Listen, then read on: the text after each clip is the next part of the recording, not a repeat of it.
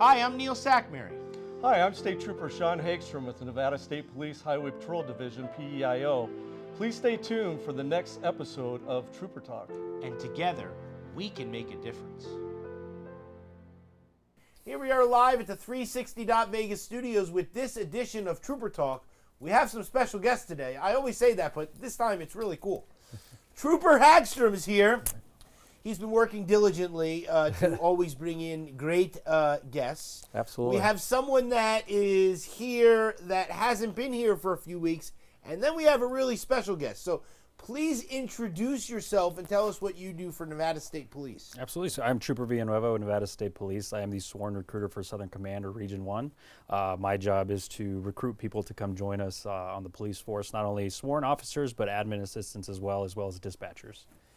And the lady that's in the middle, normally I would say please introduce yourself and tell us who you are and what you do, but I'm going to leave that to you. Sure. Because you called her by a special name. Correct. Right? And what is that special name and who is this lady? This is Mama Villanueva. This is my mom. This is the woman that has raised me to be the person that I am today, and I credit a lot of the stuff that I do today because of her and my dad. Wonderful. Yeah. So please introduce yourself and tell us what it is that you do for the Nevada State Police. Hi, my name is Rebecca Villanueva, Trooper Villanueva's mother. I work for the state as a parole and probation specialist at the Southern Command office. Are you a sworn officer? I am not. No, I am So not. you do not, I mean, you can carry a firearm, but I'm saying you don't carry a firearm and you don't patrol the roads and you don't do these type of things, That right? is correct. Yes, sir.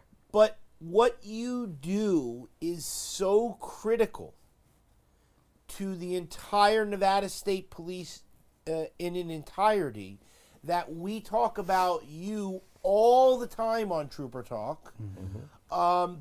So go into a little bit of in-depth of how long you've been working there, why you are there. Do you have just as much pleasure of helping as a sworn officer? All of these type of things. I leave the floor to you. Definitely. So my job right now is to assist in monitoring or supervising probationers. The officers do the field work. We do the office paperwork, office/paperwork. We supervise them. We keep an eye on them. We bring them into the office. We do intakes, the official intake process. At the very beginning, we get to know them. We talk to them. We talk to them about their probation requirements. And we set ground on what the expectations are while they're on probation.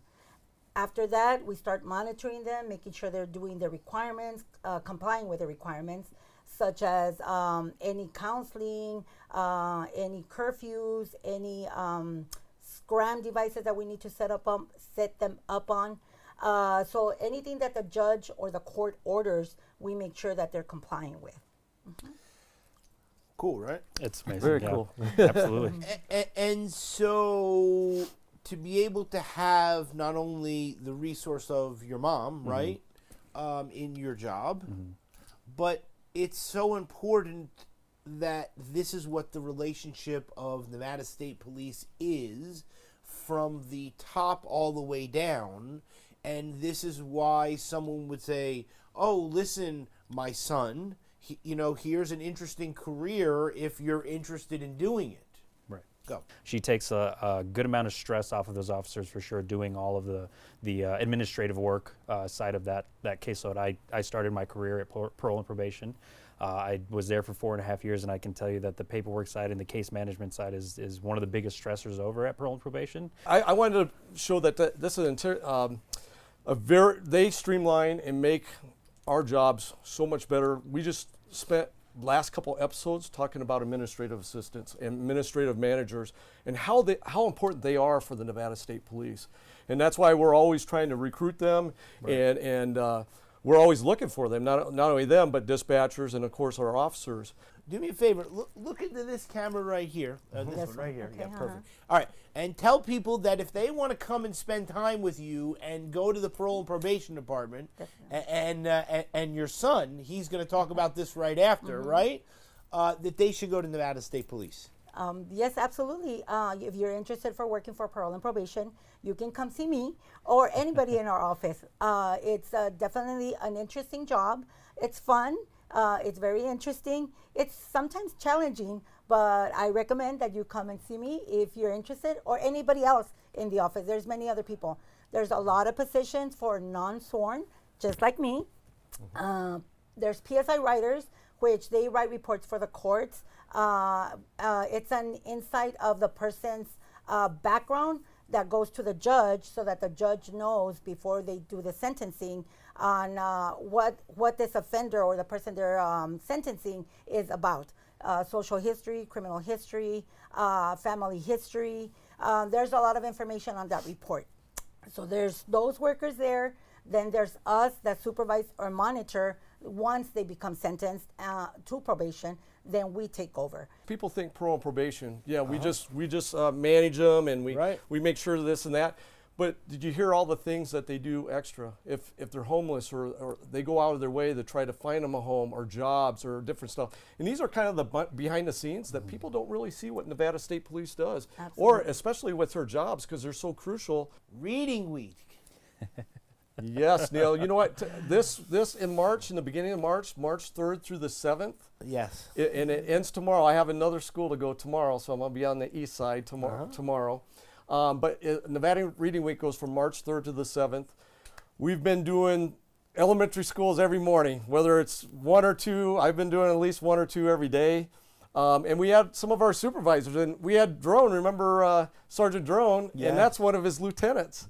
And Sergeant Drone actually brings his own puppet show to some of the schools that he does. And the kids love it. And, that's me reading the book.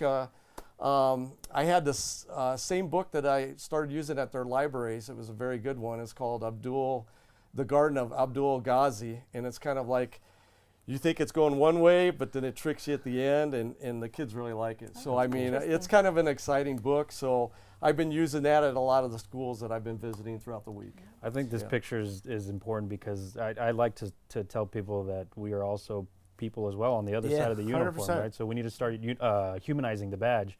Sergeant Drone is one of the best people that you would ever meet. He is so personable, and this just shows his character, and it's something important that we need to start humanizing the badge, because we're people too. We go home to our families every single night. So we all take care of each other, and it doesn't matter, you don't have to have, like we're saying, have mom or dad working there, but we have that tight knit thing where we almost know every single trooper that works in the state, statewide, because we're that close. We're a big agency, but yet we're on the smaller side as far as people. But everybody works together to make sure that we get the job done for the best benefit of everybody in Nevada. Yeah, So it's fantastic. Yeah. Love it. All right, the move over law. I thought when you're supposed to, when you see the flashing lights, you're supposed to speed up. even if it's a police vehicle, fire truck, ambulance, or even a simple tow truck with their yellow lights, if you see that up ahead, and if you're able to move over into the next lanes, away from those vehicles, please do so. I know at certain times when we get busy traffic, there's no way to move over, then slow down. Almost slow down to a stop when you're passing it. You know, people probably think, oh, they're just gawking, they're looking and they're messing up the road or whatever. No, they need to be slowing down, because we have actual people outside of their vehicles, whether it's an emergency or somebody's broke down, or even if they're just changing a tire. Somebody could lose their life by you not moving over and driving too fast. So I wanted to bring this up and show everybody, the public that we speak to every day, to please move over when you see emergency vehicles or tow trucks or somebody even changing a tire. Please get in those next lanes. This is why we do the show. Absolutely. You know what I'm saying? Absolutely. And I'm so for this glad. type of Thank you for coming on. Let's face this camera right here, and then we're going to wave goodbye, okay? All right, see you later. Bye. Thanks, guys. See you.